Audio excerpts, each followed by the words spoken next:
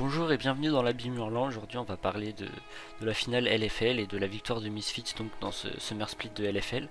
C'est une victoire plutôt inattendue du coup, vu que personnellement je pensais que Vitality était au-dessus et que la K-Corp pouvait défendre son titre. Mais ça n'a pas été le cas, le Misfits était tout simplement au-dessus. Ils ont réussi à gommer leurs erreurs, leurs problèmes en mid-game notamment. Ils faisaient souvent des erreurs qui leur faisaient lose des games, parce qu'en early c'était une des équipes voire l'équipe la plus impressionnante en ERL, dans les ligues régionales. Par exemple, lorsqu'on regarde les European Masters, les phases de groupe, ils ont détruit tout le monde, sauf une game où ils ont perdu parce que justement ils ont fait des erreurs en mid-game et ça a permis à une Akali en phase de snowball.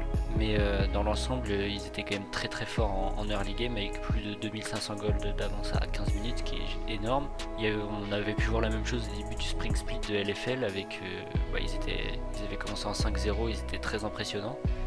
C'est sur le papier l'équipe la plus forte, mais ils réalisaient depuis trop longtemps trop d'erreurs en mid-game et qui leur faisaient lose des games, et ce qui les rendait donc moins impressionnants par exemple que la K-Corp ou que Vitality. Mais ils ont réussi à corriger ces erreurs sur ces playoffs. Et ils ont réalisé un parcours très convaincant avec par exemple en 3-1 contre Vitality très convaincant.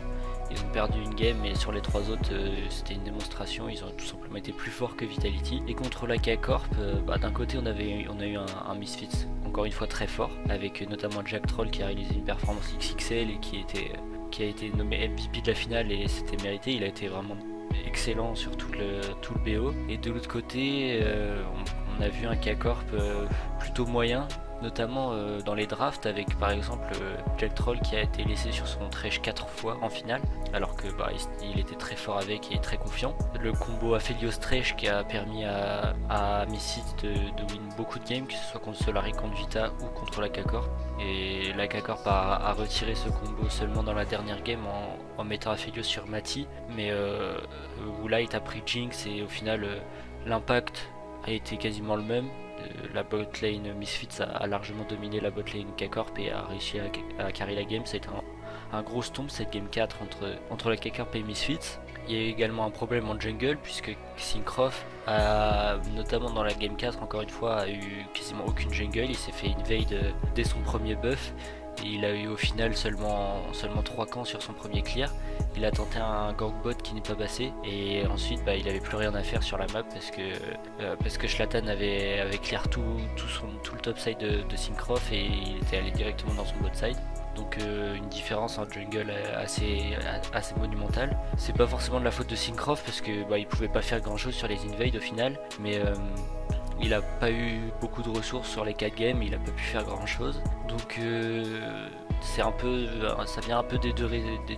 Enfin, la faute est un petit peu partagée entre Misfits d'un côté qui était très fort et largement au-dessus, et de l'autre la K-Corp qui était peut-être un petit peu en dessous, peut-être pas assez préparé pour cette finale, moins préparé en tout cas que Misfits l'était pour ce match contre la K-Corp. Et ça s'est vu notamment en phase de draft, donc avec des drafts peu convaincantes pour la K-Corp, avec par exemple un Renekton draft dans la game 4, alors qu'un Malphite par exemple qui permettrait d'engage aurait été peut-être mieux sur Cabochard. En tout cas Misfits c'est un champion de LFL, ils n'ont pas volé ce titre, et donc on aura les mêmes qualifiés pour les European Masters que lors du dernier split, c'est-à-dire Vitality en play-in et Misfits et la K-Corp directement qualifiés pour les European Masters. Encore une fois, la LFL est plutôt favorite pour ces European Masters, puisque les deux équipes engagées sont de très gros représentants, et Vitality, qui devrait parvenir à se qualifier normalement, sera également une équipe prétendante au titre au vu du roster qui présente.